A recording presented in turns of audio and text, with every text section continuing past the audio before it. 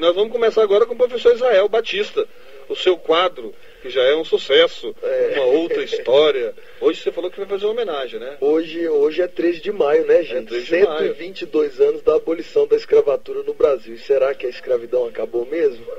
Será? Será? Você acha que acabou, Edson Charles? Sem comentário.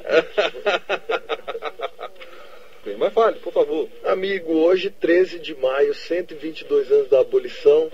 E aí a gente traz uma outra história falando sobre isso, né? Falando um pouco sobre a escravidão no Brasil, falando sobre o preconceito.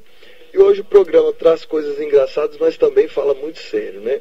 Eu começo aqui com algumas frases de um negro brasileiro que se destacou muito, mas que sofreu todos os preconceitos da época e tentou muitas vezes disfarçar sua condição de negro. Foi Machado de Assis. Machado de Assis espichava o cabelo, passava pó de arroz no rosto para ficar cada vez mais branco. Era o Michael Jackson da época, né? E ele tinha problemas sérios com o fato de ser negro e não aceitava essa condição dele. E foi um gênio da língua portuguesa, né? Falou muita coisa interessante. Ele escreveu, por exemplo: Deus, para a felicidade do homem, inventou a fé e o amor. O diabo invejoso fez o homem confundir fé com religião e amor com casamento. O Machado de Assis era terrível, né? Ele é muito ácido, Luciano, muito crítico, né?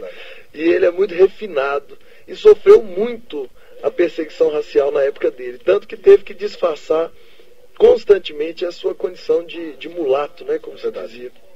Ele escrevia coisas geniais, por exemplo: a mentira é muitas vezes tão involuntária como a respiração. Está morto, podemos elogiá-lo à vontade. Machado de Assis tinha as frases muito boas. Eu não sou homem que recusa elogios, amo-os. Eles fazem bem à alma e até ao corpo. As melhores digestões da minha vida são as dos jantares em que sou brindado. Ele não era nada modesto, né? Mas e teve também muita briga. Nós temos um escritor simbolista no Brasil, maravilhoso, Cruz e Souza, né? E ele era negro, Cruz e Souza, foi adotado por uma família rica. E quando propuseram que Cruz e Souza entrasse na Academia Brasileira de Letras, Machado de Assis, tão envolto no preconceito, expôs o próprio preconceito, né? Ora, como podemos deixar que um preto entre na Academia Brasileira de Letras? Isso era Machado de Assis, que coisa, né? Ácido até no seu preconceito. Exatamente. E ele também, né, filho de pessoa negra, o pai dele, né? A mãe era uma portuguesa, a madrasta, aliás. A mãe era branca, mas era brasileira. E Machado de Assis, então, é uma figura que marcou muito a história brasileira, né? E hoje, Luciano, eu acho que a gente tem que colocar em pauta essa questão, né? Porque será reflexão, que é uma reflexão importante, 122 anos depois da abolição, e nesse mês que passou agora, a Associação Eduardo Banks, do Rio de Janeiro, fez a proposta e enviou à Câmara de Deputados para que os descendentes dos senhores de escravos fossem indenizados. Eu acho isso absurdo. Depois de 122 anos da abolição, ainda se pensa em indenizar os descendentes dos donos de escravos, quando os escravos brasileiros negros trabalharam por 388 anos de graça e não foram indenizados. Mas essa proposta é real mesmo? Essa proposta é real, agora? Foi recusada na Câmara. Quem é o cara? Quem foi que fez a proposta? A associação Eduardo Banks. Eduardo Banks. Exatamente. Ele citou o inciso 24 do artigo 5º da Constituição Federal para justificar a proposta, que diz que qualquer propriedade brasileira só pode ser desapropriada depois de indenização e por interesse público. E ele entende que o escravo... E aí ele coloca na argumentação dele: imagine se hoje o governo resolvesse desapropriar os rebanhos bovinos dos fazendeiros brasileiros. Verdade. Quer dizer, que pessoa louca!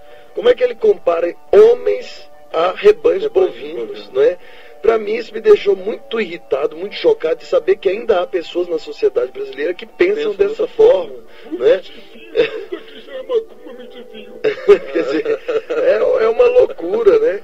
Então, diz ele que o escravo, na época, era considerado um semovente, ou seja, um instrumento vivo, e, portanto, os proprietários deveriam ser indenizados.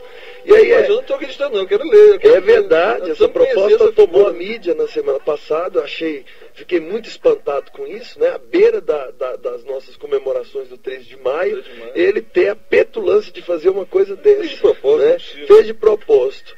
E aí a Câmara não aceitou, obviamente, e nem quis discutir o assunto, dizendo que a escravidão foi um erro da humanidade. E de fato foi, não tem nem o que falar, né?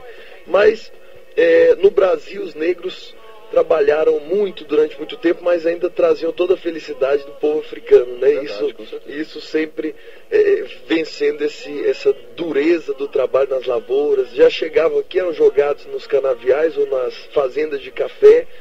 E embora seja difícil falar coisas engraçadas sobre esse período, né? Tem uma que eu trouxe para você. Os negros, eles não podiam acompanhar a missa, porque, segundo o decreto papal da Bula Pontifex de 1456, os negros não tinham alma. O Papa diz, em 1400... da própria Igreja Católica. Da própria Igreja. Foi medo grande, exatamente. Né? Preconceito. Exatamente. Num acordo com a coroa portuguesa, a Igreja retira dos negros a alma. E os senhores de engenho retira. O decreto papal suspende a alma dos negros. Isso é impressionante. Como se eles não existissem. Como se não existissem. Outra curiosidade sobre alma, né, e a igreja é que as mulheres só ganham alma por decreto papal de 1837. E o que eu acho absurdo, porque mulher não tem alma até hoje, né? Eu não acho isso certo. A igreja equivocou-se, né? Mulher é o ser desalmado, que só serve para magoar o nosso pobre coração masculino, sempre inocente, né? Mas enfim. Então, eles, para assistir à missa, considerava-se, Luciano, que a só estava dentro da igreja depois que você passasse debaixo das torres, né, da igreja. Então, muitas igrejas no Brasil, para poderem receber os negros, já que os senhores acreditavam que indo à missa eles ficariam mais comportados, faziam as torres da igreja em cima do altar. E você ainda vê essas igrejas na Bahia e em Minas Gerais. Verdade, justamente para os negros poderem assistir à missa dentro do templo, né? Porque só se considerava dentro da igreja depois que você passasse a linha das torres, né? E aí os negros ouviam a missa, que era em latim. Foi o Papa João XXIII, já na década de 50, que põe a missa na língua dos países, né? Mas antes a missa era só em latim. E quando o padre dizia Resurrexit sicut dixit, ressuscitou como havia dito, os negros, não entendendo nada, repetiam, reco, reco, Chico disse. Né?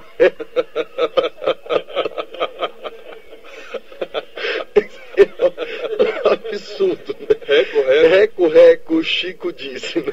Resurrexit sicut dixit, ressuscitou como havia dito, né? Da missa em latim se fala assim. Mas o que foram submetidos foi uma coisa terrível, absurdo, né, cara? Absurdo. O negro que quisesse estudar no Brasil e ainda fosse escravo, ele precisaria conseguir um professor voluntário que ensinasse ele exclusivamente no sábado à noite.